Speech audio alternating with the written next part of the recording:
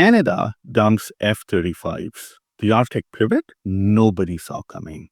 Buddy, you heard me right. Ottawa just told the Americans to keep their overpriced F-35 fighter jets. And now we are eyeing Swedish Gripens instead. IKEA jets. In the Arctic, this is not a drill. August 20th, Ottawa leaks a bombshell. Canada is rewriting the Arctic defense strategy. Not just switching planes, shifting away from relying on America and teaming up with Sweden and Finland. Icebreakers, armored vehicles, shared defense projects, and maybe Gripens instead of F-35s. Why does this matter? Because Russia is already militarizing the Arctic. China is creeping in. In Canada, we've been pretending the North is safe as long as we wave a flag once a year. That illusion, over. This pivot could redefine sovereignty or blow up in our face. And wait till you hear how deep this goes. How we got here. For over a decade, Canada's procurement was stuck on one shiny toy, the F-35. The Americans sold it as the jet of the future. Stealth sensors, NATO plug and play. But here is the dirty little secret. The F-35 is a diva, a spoiled racehorse. Sticker price? Over $100 million. Maintenance? Astronomical. Each flight hour racks up tens of thousands of dollars. And worst of all, it's not designed for the North.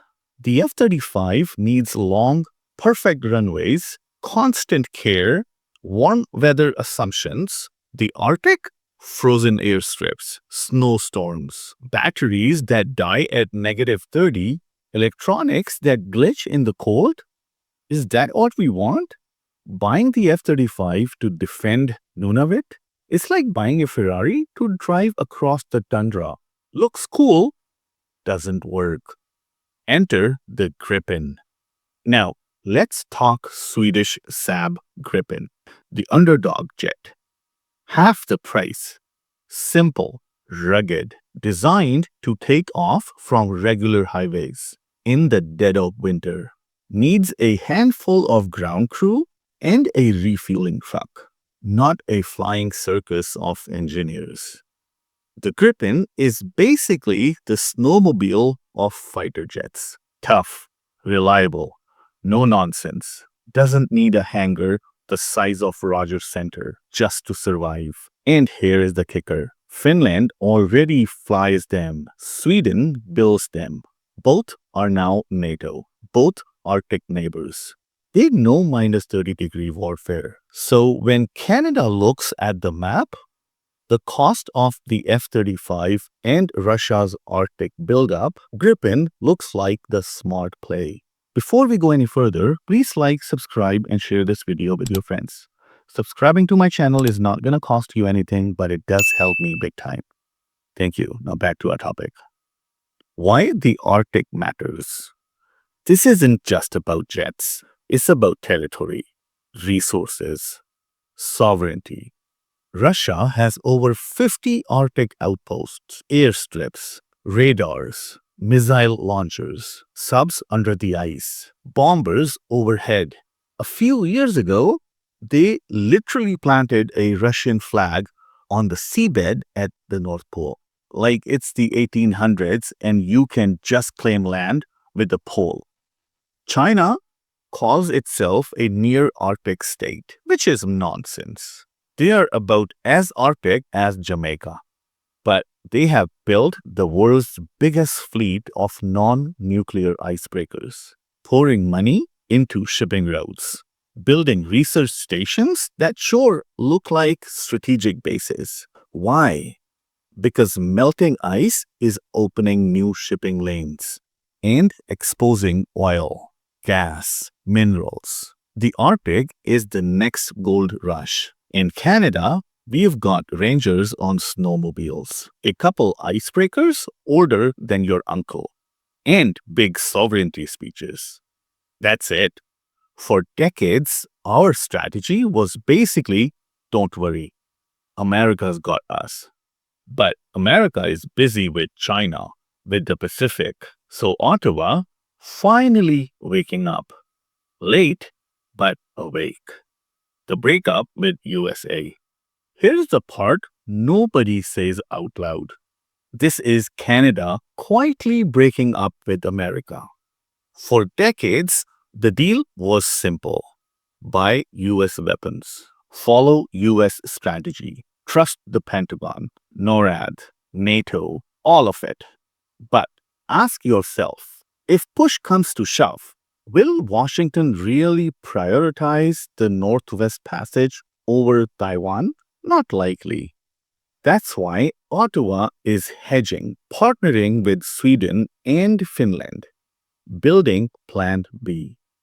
This is not just military shopping. It's Canada saying maybe our sovereignty needs to stand on its own two legs. Now, we are not ditching NORAD. We are not leaving NATO. But we are saying America won't be our Arctic babysitter forever.